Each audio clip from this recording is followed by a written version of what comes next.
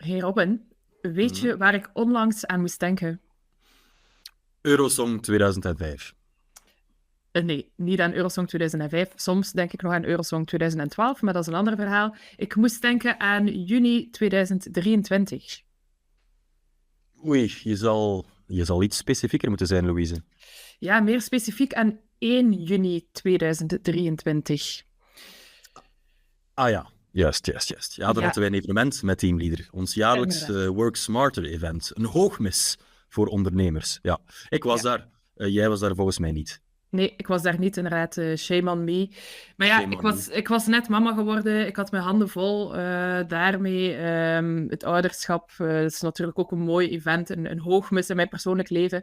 Met heel veel pampers. Slaaptekort, die stonden daar op de mainstage. Maar ik vond het wel oprecht heel jammer dat ik er niet was op Work Smarter. Om jou te zien. Maar zeker ook om Nick Asbury te zien, die een talk heeft gegeven daar. Nick Asbury, mijn idool. Ja, dat was echt goed. Ja. Ja, jij bent echt een fanboy van Nick. Vertel eens, waarom is dat? Ik ben echt wel een fanboy en dat komt hierom, omdat Nick Asbury is een man van het woord, met hoofdletter W. Als copywriter, brandwriter werkt hij onder andere voor Mozilla, voor Cambridge University, voor Penguin Books.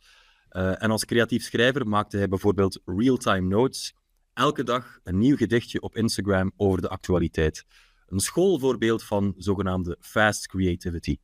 Of het Perpetual Disappointments Diary, een dagboek met telkens een teleurstellende twist. Hij staat ook in de laatste versie van de copybook, How the Best Advertising Writers in the World Write Their Advertising, van D&AD. En het is eigenlijk echt een hele grote meneer qua creatieve copy, vind ik. Oké, je weet er ook bijzonder veel over, merk ik. Maar al die dingen die je noemt, daar ging het niet over op Work Smarter, toch? Nee, ik weet er inderdaad veel over, want ik volg zijn Substack. En op Work Smarter had hij het over iets anders. Want Nick Asbury heeft één gigantische pet peeve, en dat is purpose marketing. In het kort samengevat, mayonaise heeft volgens hem geen mission statement nodig en bier doet niks voor mensenrechten. Wie dat wel denkt, die maakt zichzelf iets wijs en die maakt de reclame gewoon slechter.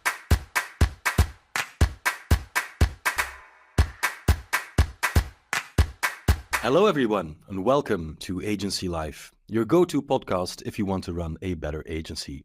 Who doesn't want that? My name's Robin and I'll be your host today, but when you hear me, you quite often also hear the magnificent Louise. Hello Louise. Thank you for the love, Robin. Happy to be back in the studio with you. I'm very happy about this episode as well, and it hasn't even started yet, but I just know that it's going to be a super great episode. Yeah, I agree. But before we dig into it, a quick word about Teamleader Orbit, kind of our sponsor for the day. Teamleader Orbit is our most powerful agency software. With Teamleader Orbit, you create budget proposals and invoices, manage projects, people capacity, and get financial insights all in one place.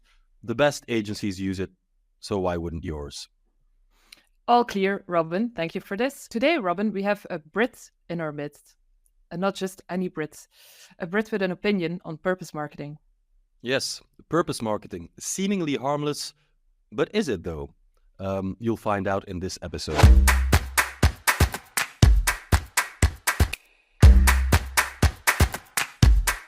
Welcome to our studio, Nick Asbury. Hey Robin, hey Louise, good to be here. Good that you could join us. Thank you for the invite. Yeah, you've got me on my favorite topic, purpose. So, yeah, it should be fun.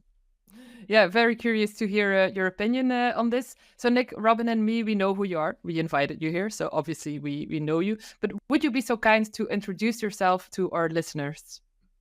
Sure. Yeah, I think mainly these days I seem to be known as the anti-purpose guy, but I am actually other things as well. I'm mainly a creative writer in the branding and design world. So I work on a lot of kind of brand strategy and creative ideas, projects. I've been doing that for many years. But I wrote an article in Creative Review magazine about purpose back in 2017.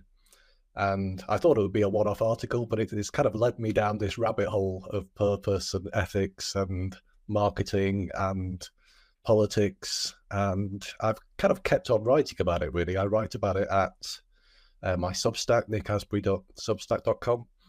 And yeah, last year it led to me being invited kindly by you over to Ghent to give a talk about this whole issue. The talk was called The Road to Hell.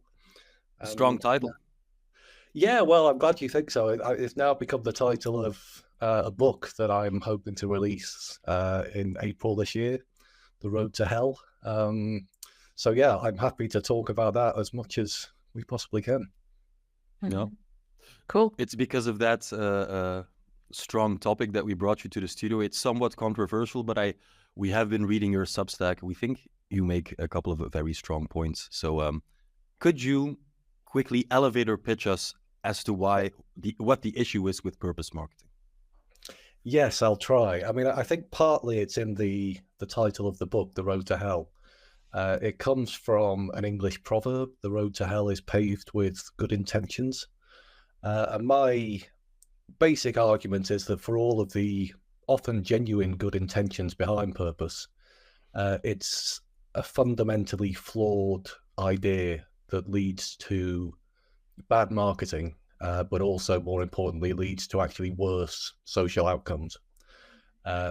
And I know at first sight that always strikes people as a kind of counterintuitive argument, but I think we do see the effects of it everywhere around us. I think there's been a wave of kind of humorless, worthy, slightly hubristic, full of itself kind of advertising in recent years.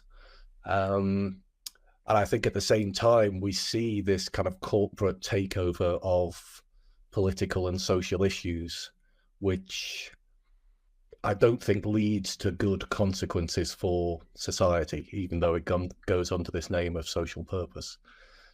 So in the book, I kind of break down this case. I talk about what purpose is, where it came from. I think it mainly came as a response to the 2008 crash, and it's kind of risen since then. And then I go through the arguments for why it leads to bad marketing, why it leads to worse social outcomes. And yeah, we can dig into any of them really, but just to briefly sketch it out, I think the reason it leads to worse marketing, I would say, is it tends to lead brands towards sameness rather than difference. Every brand becomes another version of we're here to make the world a better place. So it kind of pushes you into quite a generic area. I think it also kind of leads brands to overclaim on an ethical level, which exposes you to charges of hypocrisy. And, you know, if you speak out about one issue, why aren't you speaking out about 10 other issues? So it puts you in a kind of vulnerable position, I think. It also tends to kind of center the brand rather than the customer. It leads brands to just think about themselves all the time rather than what their customers or even their employees really want. So all of that and other elements as well, I think, lead to less effective advertising. And that in itself is a bad thing society-wise. You know, if we have less effective advertising, it means businesses aren't doing as well. We need the economy to be producing for people, especially during a cost of living crisis. So marketing can actually play a useful social role when it does what it does best. But yeah, I think also more widely in society, you just see brands elbowing their way into issues in a way that's ultimately divisive rather than unifying. So do you have an issue with the entire concept of purpose, of trying to do something good, or is it just the marketing side of it? It's with the whole thing. So the distinction I think is important to make is I'm absolutely on the side of doing good things and being responsible as a business. But I think purpose is the wrong way to think about it. And when you frame it as purpose, it actually leads you to get more complacent about your responsibilities as a business. So, you know, I'm in favor of businesses operating fair pay, not having exploitative supply chains, paying their fair share of tax, having a nice working culture where there's not lots of, you know, late nights and long weekends. all of these things I think you can do as a business, and they're hard enough to get right in themselves, just those kind of core responsibilities. And, I would absolutely be in favor of that. I think it's important if we move to a kind of post-purpose world that it doesn't mean a post-ethics world. Businesses should still be responsible and, do the right thing as much as they can, but they need to appreciate that doing the right thing isn't always going to line up perfectly with making a profit. It's often going to be a difficult tension that you have to resolve. No, that's interesting that you say that. It's not a post-ethics world, it's a post-purpose world we're moving towards. In your writing, you hint or name drop dozens of brands, of advertisements who are in some way flawed with regards to the purpose idea. Later on, I like to look at a case that's perhaps a bit more that you have to dive into to really see what the flaws is. But some examples are very egregious. One that comes to mind is mayonnaise, the Hellmann's mayonnaise case, bringing to mind the question, what is the purpose of mayonnaise? Yeah, that's probably an easier target than some of the others in a way, because I think most people see the kind of absurdity of it. I mean, the Hellmann's is a mayonnaise that has existed for, I think, 110 years. But it was only about 2 years ago that it discovered its purpose was to make taste, not waste. So it was all about, the idea is that mayonnaise helps you use up food in your fridge that would otherwise go to waste. So therefore, its kind of fundamental social purpose is fighting food waste, and that's the idea. It's not that it's like completely unfounded, but I think most people would look at it and think it's a bit of a stretch. You could equally say that mayonnaise is just yet another item in your fridge that's gradually turning yellow and gets thrown out. You could say that eggs are actually the real hero because the eggs help you use up your mayonnaise. But why is nobody making the case for eggs as saviors of the world? Yeah, maybe someone's working on that campaign now. Yeah, they've yet to discover the purpose of eggs. No. Yes, totally. But yeah, that led to a kind of backlash at Unilever. There was one of their investors, Terry Smith, kind of famously came out and criticized the company for trying to kind of force each one of its brands into this kind of social purpose mold, which many of the brands just don't fit, and it led to pretty strange advertising from Hellmann's. They did quite a surreal Super Bowl ad, which I won't describe in detail, but it was just a bit strange, and you could tell the creatives had to they were kind of straining to make this idea work. And this is partly what I mean by purpose.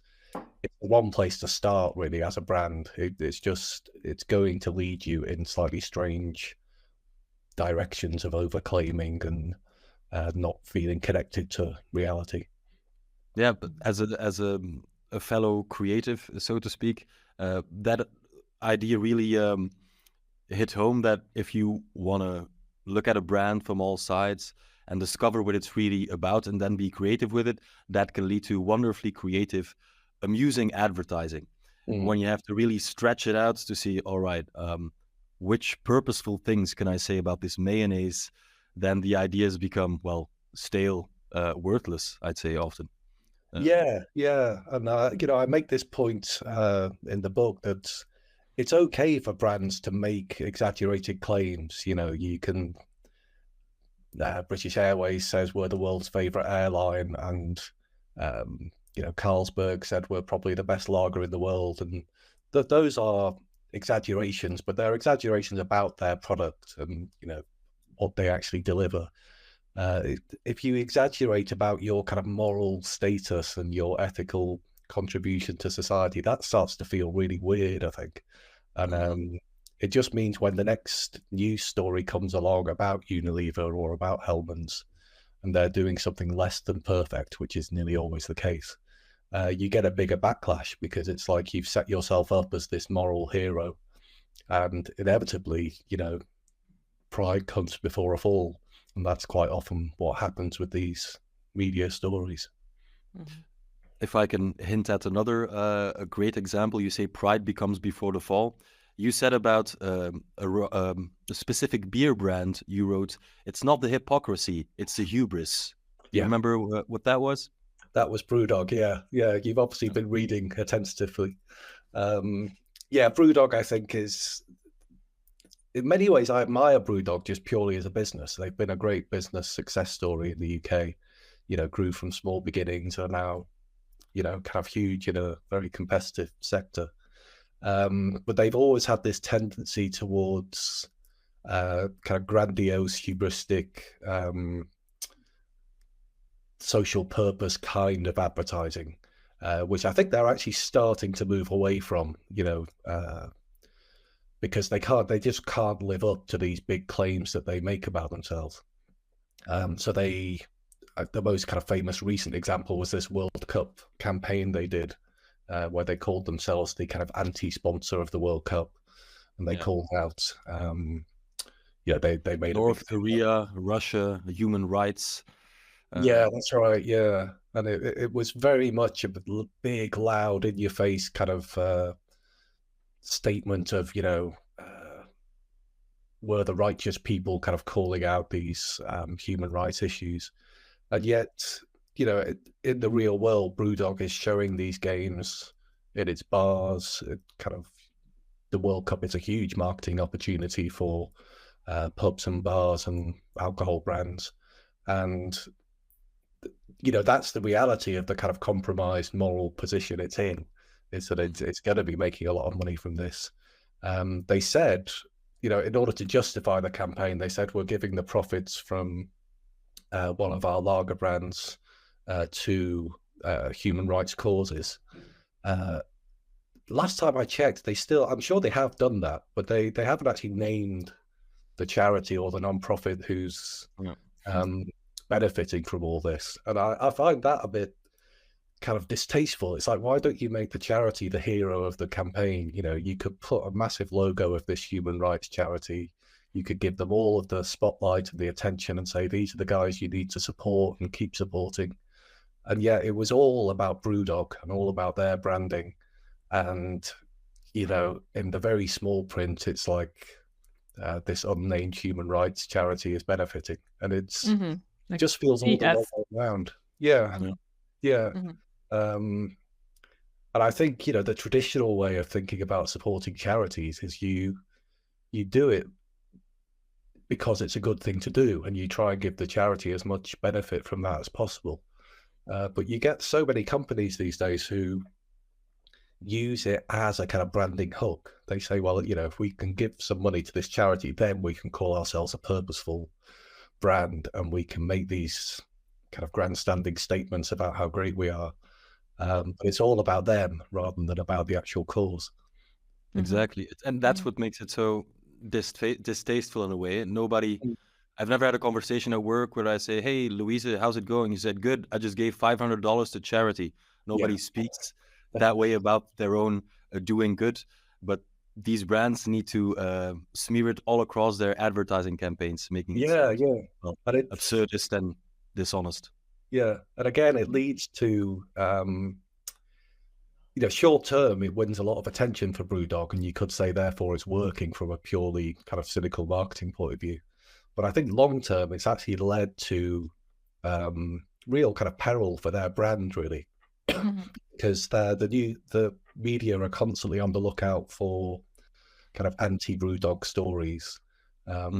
There was one even a couple of days ago about, they used to have a policy of paying a living wage to their employees, which again, they made a big deal about, but they've recently dropped that policy because, in the current economic climate, it's getting harder for them to do. So, they've had to put out an explainer for why they've done that. And that wouldn't seem so bad if it came from a company that hadn't been making these grandiose statements for years. But yeah, it seems even worse coming from them. Yeah, so they sort of put themselves on the spot by doing all these, setting these high expectations for themselves. Yeah, I mean, certainly when they obviously have no intention of living up to them, really, when push comes to shove. So I think it's misguided.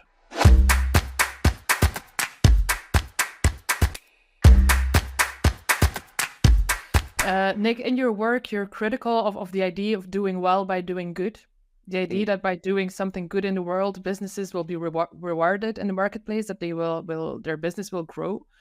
Can you explain why this idea as such is problematic? The link between doing good and winning as a business financial gains.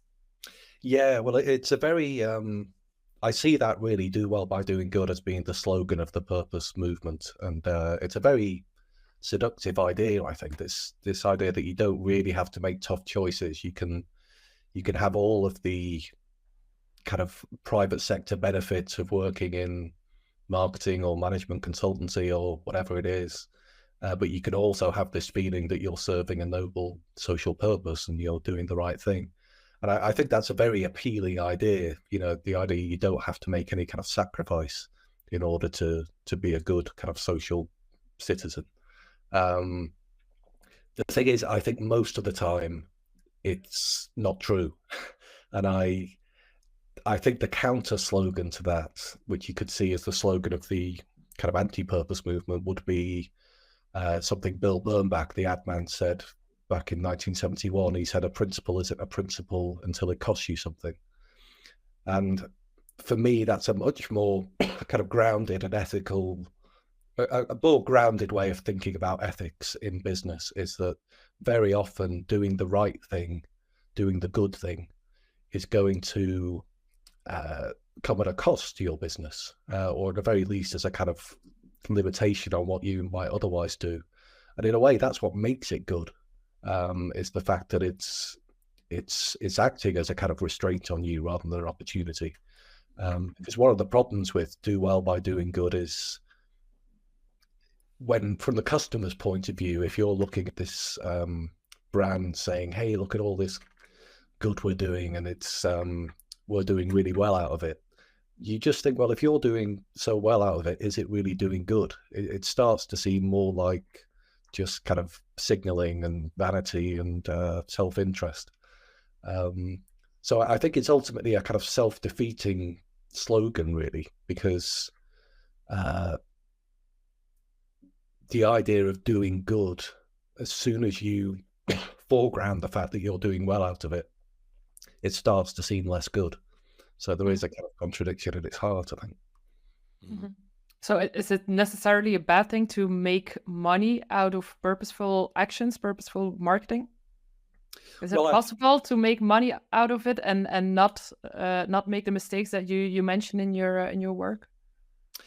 I think if the best organizations that actually make money out of doing good things are charities, and not for profits. And that is their purpose, if you like. That's why they're set up as a legally distinct organization from a for-profit company. And they actually can be guided by doing good. And the more, theoretically, the more good they do, the more they'll be supported by donors, and, they can keep doing more and more good. Mm-hmm. I think as a for-profit company, you're always going to have this tension, particularly if you're a PLC with answerable to shareholders. You will always meet these moments where there's a choice between doing good and doing well. That's the reality of being a business in a competitive market, where you might make the noble choice to do something good, but you're in a world where many competitors could undercut you by doing something else. It's a complex, constant battle to try and resolve those two things. And I just think the do well by doing good mantra leads you into a kind of complacency about that it's always going to, line up in an easy way. Mm-hmm. One of the other brands that we'd like to have you talk about is the case of Patagonia, which for me is super interesting because on a surface level, it seems to be a textbook example of purpose working, purpose done right. But if you look at it closer, this case kind of exemplifies why purpose and profit don't really mix. Care to explain? Yes, I'll try. It's they are an interesting company, and I think it was 2 years ago, 2022, they made a very big thing out of going purpose, as they called it, rather than going public. There was this big New York Times story about how Yvon Chouinard had handed over, I think the company was worth $3 billion, and rather than passing it on to his children or, selling out to shareholders, he did this kind of unusual move of going purpose. And it's something I've written about at length, because the more you unpack it, the more kind of weird it gets, really. You called Yvon Chouinard the dragon slayer of purpose in your articles. Yeah, well, this was something that was kind of missed in the, because this was celebrated as a great example of, finally we have our patron saint of purpose who is showing us all how it's done. But in his own words, in his open letter that he wrote to the world, he actually, he made the point that going public would have been a disaster. That was the word he used for Patagonia, because he says it's simply impossible to be answerable to shareholders and to also be purpose driven. Now that's the kind of thing, if a purpose skeptic said it, you would be accused of cynicism and negativity. But Yvon Chouinard said it in very explicit terms. You cannot be a public company and be purpose driven. So that's Unilever, Procter & Gamble, BlackRock, whoever you care to name, HSBC, Danone, all these big PLCs who claim to be purpose driven. And they hail Chouinard as their patron saint, but he's actually against them. He doesn't believe it's, he thinks they're all full of it. It's just not, it's all a charade. So that was interesting. He's, in a way, Chouinard is a purpose critic in the sense that he doesn't believe it's possible for these big multinationals to be as purposeful as they say they are. I think he basically said something or wrote something along the lines of, which boils down to, if I went for private or public ownership of my company, the purpose motive would disappear because profit would take over, basically saying the market would make it impossible in the long run to remain purpose driven if I sell the company, right? Yeah, which, I think actually is a realistic way of looking at, as soon as you're answerable to shareholders, fiduciary duty kicks in, and, you can have all the good intentions in the world, but you have certain legal obligations to make decisions with your shareholders in mind. And, we've seen many purposeful companies like Unilever and Danone running into real problems with kind of shareholders eventually objecting to the Hellmann's thing or whatever it is, and CEOs getting ousted. There's been big changes at Unilever recently. So yeah, I think Chouinard is right about that. I think what was unhelpful was that he could have used this as an opportunity to say, purpose, all of this purpose stuff that you're hearing from the big corporate world, it's all nonsense and you shouldn't believe it. We were standing for something different than that. But instead, I think, mainly because it was just a good PR line, he said, oh, we're going purpose, not going public. And Earth is now our only shareholder. And, they're very good at these PR lines. And they got, glowing coverage from the New York Times.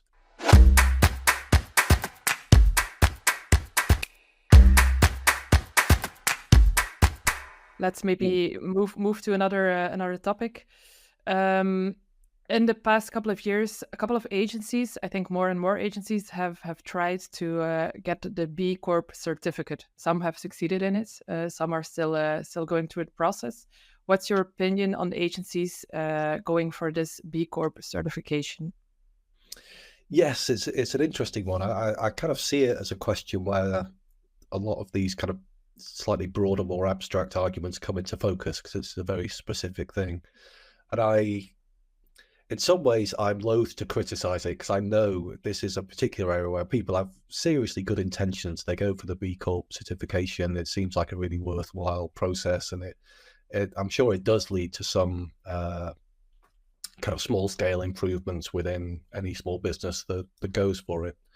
But I think kind of systemically, B Corp is already running into big problems. It's because essentially what it represents is a private initiative to try and solve a market problem, where ideally, what you would want would be external regulation that encourages companies to be more sustainable.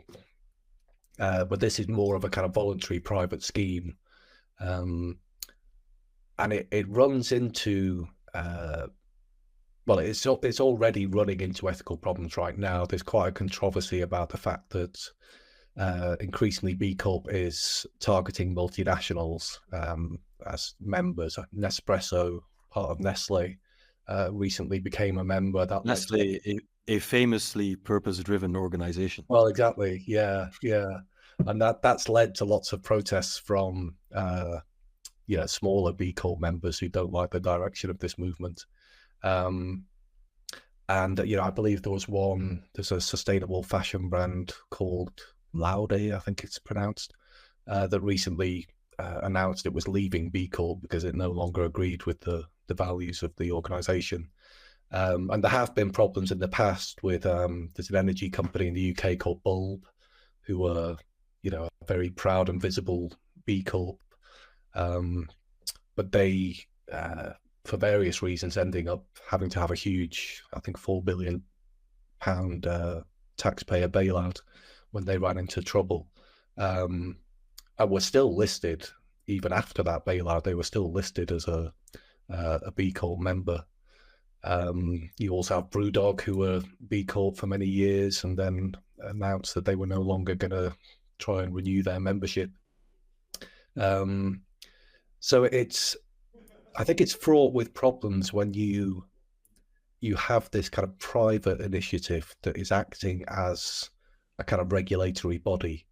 And it actually, I think it's going to run into legal problems as well, because there was a story recently about Patagonia again.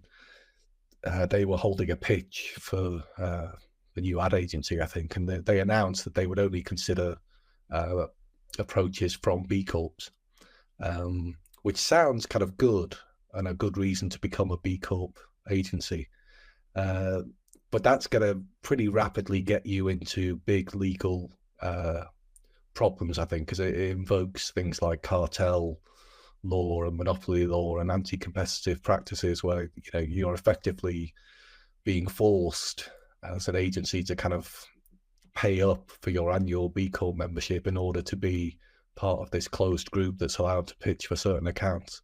And it's, I think, unfortunately, that is a big incentive for some of these smaller companies to become a B Corp, as it's actually a way of signaling to other, businesses that you're one of the good guys, and, you can all work together, and it becomes this kind of clique and closed group. And I think maybe it sounds a bit high-minded to put it this way, but I think really you should be doing all these things for their own sake, because they're good in their own right. You should be, trying to have sustainable ways of working. But as soon as you make it this big public signal, you display that B Corp badge, I think you're actually supporting a system that is, I would fairly confidently predict that they won't really be around in 2 or 3 years. Mm-hmm. Yeah. Basically, it has turned Patagonia into a sort of B Corp resellers. If you want to get into business with us, first you have to pay B Corp for the license. Yeah, exactly. Yeah. And that's just where it gets ethically murky, I think. It's maybe it's too strong to call it extortion, but it is getting into that area where, as you say, you've got to pay up your membership to this private company who are doing well out of it, and then it kind of casts doubt on whether you're really doing any of this sustainable stuff for the right reasons, or whether you're just using it as a marketing exercise. And when Nespresso can get in, you kind of think, well, what are these criteria that are being used to judge all this? I think the example of Bulb, the energy company that you mentioned, is also really telling, because it just shows that once a company or an agency or just any corporation gets the B Corp certificate, they're perceived as, this must be a fantastic company, they're B Corp certified. but then they just sort of go bankrupt, and that's bad for society. So Yeah, yeah. there's kind of this perception issue as well, that once you get B Corp, you must be amazing. Yeah, totally. And I also wonder what it feels like to be, say, a small creative agency, and say you've always been a perfectly good agency doing the right thing, and you want to pitch for this Patagonia account, but then it's like, oh no, I've got to like go through this quite costly process of becoming a B Corp first before I can even do that. And I just think it leaves all those agencies in quite a unenviable position, really. It's like, because they could say, look, we're as good as any of these B Corp companies when it comes to sustainability and all these measures. We've just chosen not to go through that time and money intensive process because we're busy doing other things. We're doing good work, and that's what we've always done. And we don't feel the need to prove ourselves to this kind of self-appointed body. So yeah, I just think it's a strange and ultimately doomed enterprise.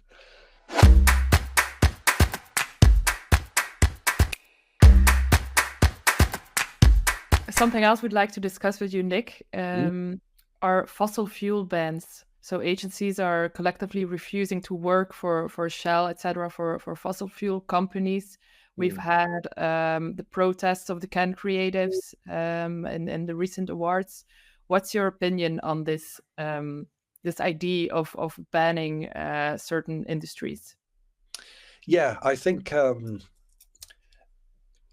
I support anyone thinking seriously about these issues and trying to, wrestle with it and come to their own conclusions. I'm always suspicious when it turns into grandstanding and taking really kind of loud, self-publicizing positions and trying to shame people who think otherwise.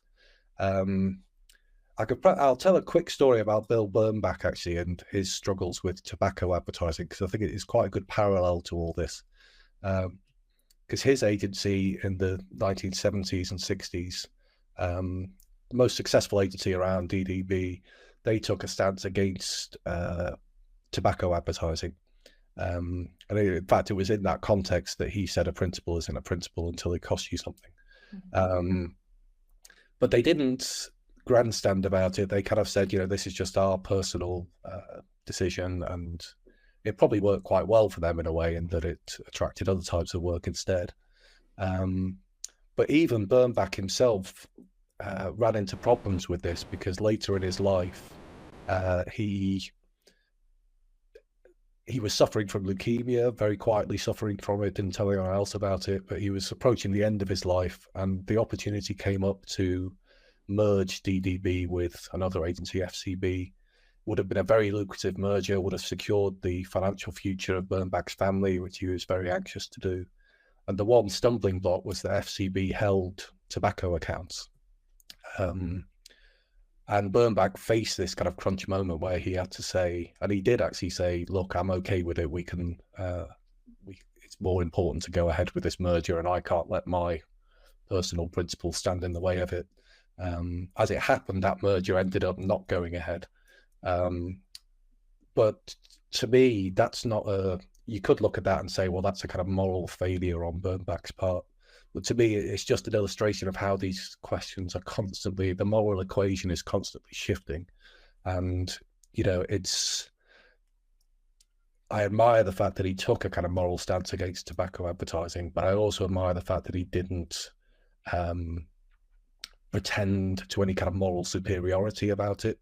He acknowledged the reality of it. He acknowledged he was just one person. He also had to think about his family, about his other employees. And ultimately, it's a grey area, but he was prepared to kind of override his principles, rightly or wrongly, when that moment came. But I relate all that just because I think it does relate to the fossil fuel question, because in some ways tobacco was a simpler example. You could say fairly explicitly, we won't work for tobacco companies, and that doesn't affect anything else. You can it did get complicated because a lot of the tobacco companies also owned drinks brands, soft drinks brands, alcohol brands. So that became a problem for some of these agencies and their boycotts.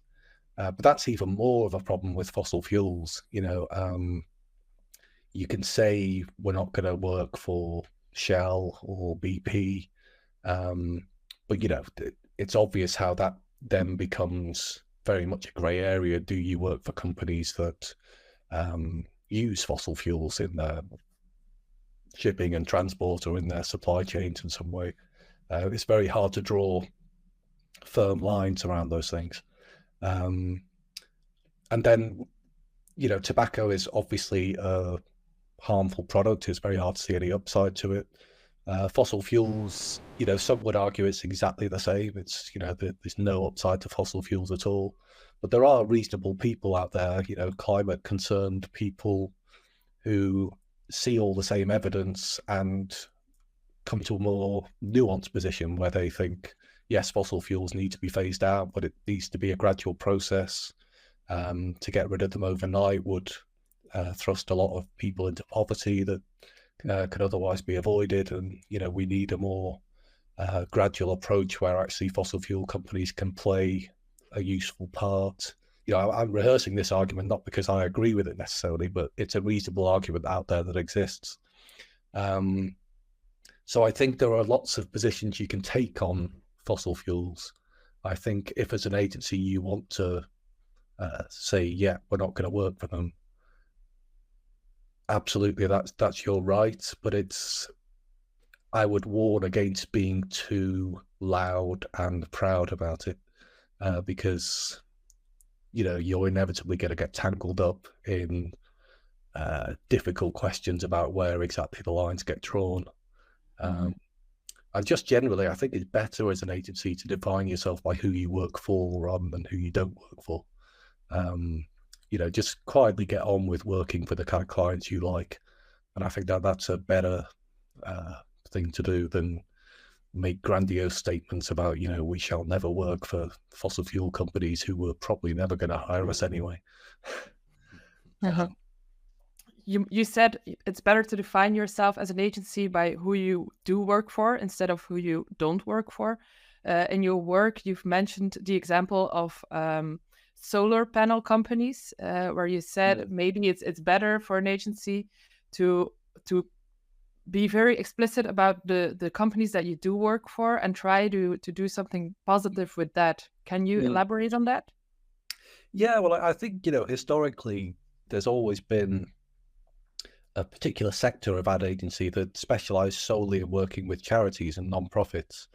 In fact, that's how I started out. I started out as a direct response copywriter. I wrote many, many letters for various charities trying to encourage supporters to give money. And it's a real specialist area. And as an agency, you can define yourself saying, we're going to be specialists in that charity world.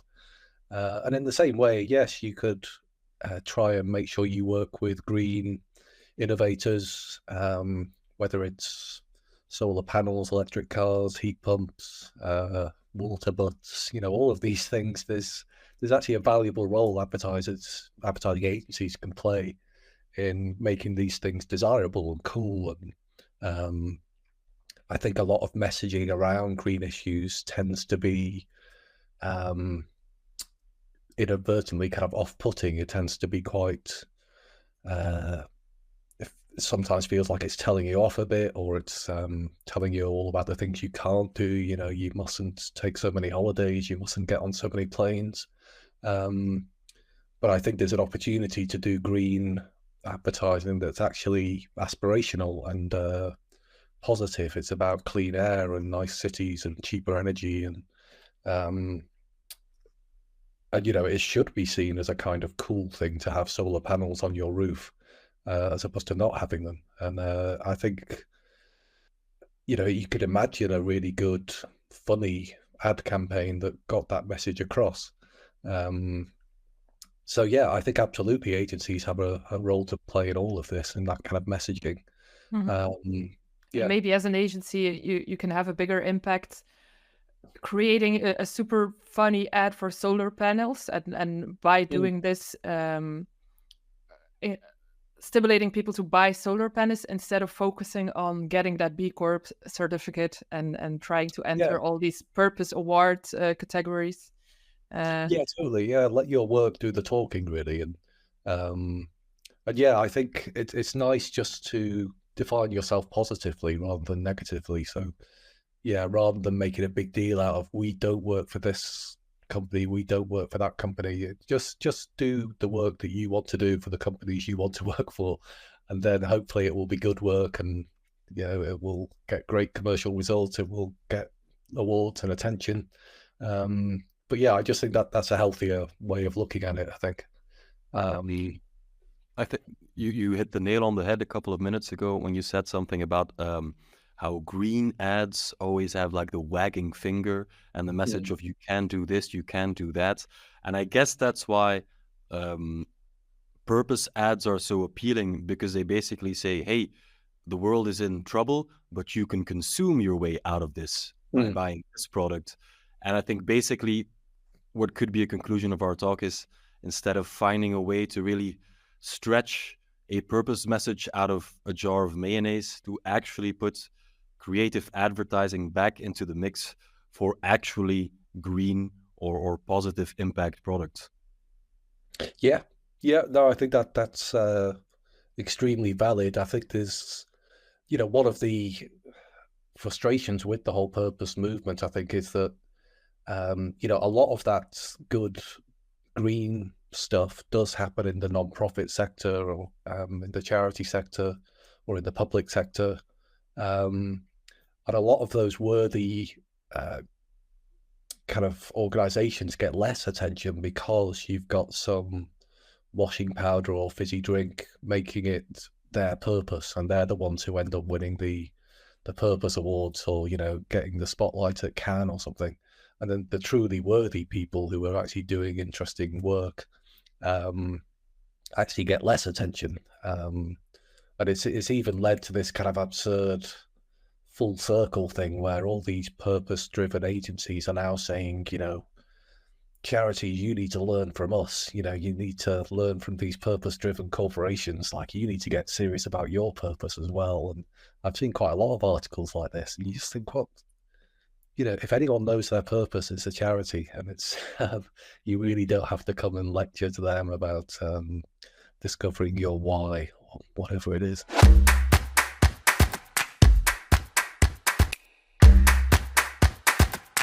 So suppose I'm an agency with really good intentions. I want to make ads or campaigns that have a positive impact.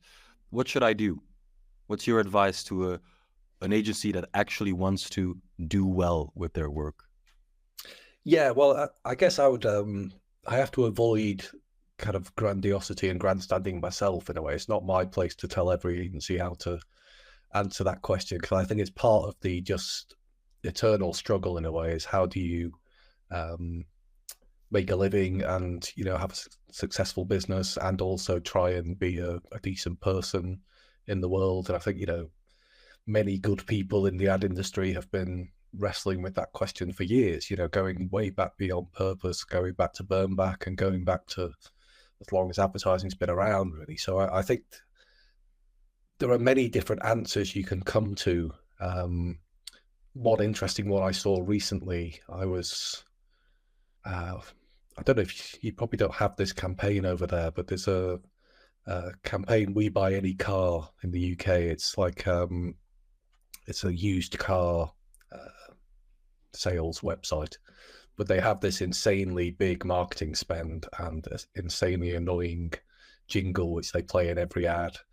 And I was watching this for the 50th time on TV, and I kind of wondered who actually does this, because it's a particularly kind of annoying earworm that you get stuck with. And I thought, I wonder which agency does this, because it obviously works. We Buy the Car have been very successful, and I looked them up, expecting to feel grumpy about them, but it turned out to be an agency called Brothers and Sisters in London.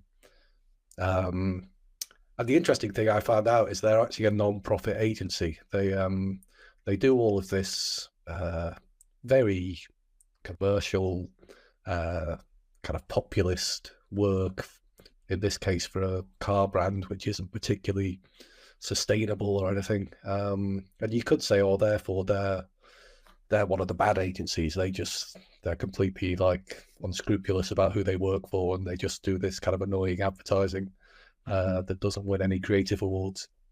But on the other hand, you look into them more closely, and they're a non-profit who invest in what look like extremely worthwhile community projects kind of locally to the agency.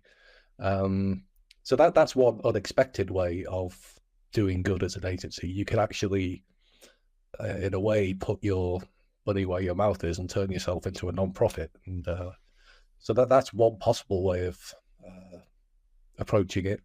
But I think there are countless other ways. And I always think the best way to reframe the question is, rather than think about it through the lens of corporate purpose, think about it more through the lens of individual human beings. And I think, if you've got a company of, say, 20 people, 50 people, all those people have their own individual purposes, if you want to call them that. Many of them might be bringing up a family, or they might be really passionate about poetry or painting in their spare time, or they might be big contributors to their community. They might work for community projects, work in a food kitchen at the weekends. All those things are really good. And as a business, you can power all of those things just by being a successful business that treats its people well, pays them well, has nice working practices, and I think that's a better way to think about doing good in the world. Is you don't only have to do it through your kind of business purpose. You can do it by looking at all the people you've got around you, respecting their individuality, and helping them do the good that they want to do in the world by being a great agency. Does that make sense? So then it's actually more doing well by doing good. You're running a good business, you're running a successful business, and by doing this, you help others do good stuff for the world. Yeah, I think that's the doing well by doing good kind of works if you have a big dividing line down the middle of the sentence in a way, because the doing well part is happening at the business level, the commercial level, and the doing good part is happening at the human level. It's a separate kind of realm in a way, and they do interact, but I think respecting that difference can be really important ethically when you kind of see the outcomes it leads to. So basically, purpose-driven companies are a fantasy. Only humans are driven by purpose, and companies can do good by looking at the humans working for them and that they're involved with first. Yeah, no, you said it better than I did. I think it's a company is just a legal construct. It can't really be possessed of a moral purpose. It's people who have that. And so one thing I've discovered actually in writing this kind of anti-purpose book is that, I do deeply appreciate the kind of bigger idea of purpose on a human level, which is an idea that's been around for centuries. It is a big part of our lives. People do want a sense of purpose, and I think that idea has been kind of co-opted by the corporate and branding world in a way that kind of cheapens it. And it would be great. One of the great effects of moving to a kind of post-purpose world in the kind of marketing and corporate context would be maybe rediscovering it in the wider social, civic, personal context, because we certainly need it. I think lots of these good intentions are because people are desperate for the world to feel like it's moving in a better direction. But I think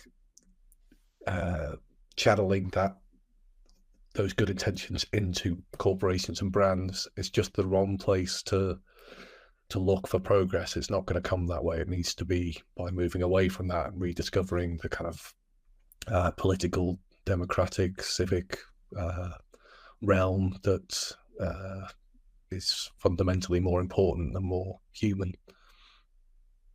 Yeah, Mhm. brands cannot save the world, but No. humans can. So let's all focus a bit more on that. Yeah. Can I ask you one more question, Nick? Mm. We talk a lot in this podcast series about creativity, being creative, and what makes for a good ad. So suppose we strip away all of the purpose spiel. What to you makes a good, creative, effective ad? Yeah, that's a big one to end with. I actually finished the book by trying to offer this positive alternative, and creativity is at the heart of it. So it's the right question to ask. Just to give one example, I tell the story of a very unglamorous vacuum cleaner company in the UK. This is going back to the 1970s. It was a fairly new company, and the founder and his one employee were at a sales conference, a trade conference in Lisbon, Portugal, trying to sell these vacuum cleaners to people. And one evening, feeling bored at the end of the day, one of them took out a marker pen and drew a little face on one of the vacuum cleaners. And it kind of turned out the hose of the vacuum cleaner looked a bit like a nose, and when you added eyes, it suddenly became this cute little character. And they, having done their messing around, they pushed that vacuum cleaner back into the corner. But then the next day, when all the attendees came to the conference, lots of them were kind of pointing at this vacuum cleaner and smiling and kind of liking it. It got lots of attention. So the founder phoned back to head office and said, look, could we just put a face on all of our vacuum cleaners? And it turned into a brand that's now very kind of beloved in the UK called Henry Hoover, where it's just these little vacuum cleaners that have got this kind of anthropomorphic branding to them. There's also I think it's a Hetty Hoover, the female version. I can't quite remember the name. Wow, it's an entire family. Yeah, no, it has turned into a whole family of different sizes. And they've become a really commercially extremely successful company. There's a Henry Hoover in just about every office and home in the UK. But what I love about it is just the simplicity of it, that when you can take a product or a service that's kind of boring, inanimate kind of thing, and you can just add, in this case, literally add a smile to it. You can make it feel human, give it a personality that makes people warm to it. And I think that's what creativity does at all sorts of levels. It gives brands and products and services a kind of human face, and adds a kind of smile to the world, really. And I think that could be a really great thing. And the irony with Henry Hoover is they've never, and they still don't trumpet any kind of social purpose or anything. They've never been that kind of company. But in a weird way, they end up having one, because the Hoovers are particularly loved by children. Apparently, they're particularly loved by autistic children as well. They see this kind of character in the house, and they see it as a kind of trustworthy friend who doesn't tell them what to do. It's just kind of there and always smiling. And there's been children. The Make-A-Wish Foundation flew one child over from Texas, I think, to the UK, so because their one wish was to see Henry Hoover's home and to see where all the Henrys came from. They got a kind of cult following as well, where someone organised a picnic where everyone would bring their own Henry Hoover, and 37,000 people signed up, and it had to be cancelled because it was oversubscribed. But yeah, it actually becomes a kind of almost socially purposeful thing just by doing what it does. It becomes a kind of loved object. And I think that's what brands can do in the world sometimes. They can just be... the world would be a fairly dull place if nothing was branded and nothing had that kind of personality. Everything was just a plain old vacuum cleaner in a corner. But when you add that spark of creativity to it, it just it actually introduces a kind of humanity to this world that we all have to live in, this world of markets and businesses. And I think creativity can just make it feel like a more human and a more kind of hopeful world, really. Nice What a message to end on. Thank you very heartwarming much. story to wrap up this podcast. Hey, Louise, did you know, no lie, my vacuum cleaner broke down yesterday. Literally yesterday. So I'm thinking I need a Henry Hoover in my life. Yeah, definitely. I don't know what presents they have in Belgium, but I Well, recommend. my vacuum cleaner is still good. It works fine, but I think I'm also going to get me another one.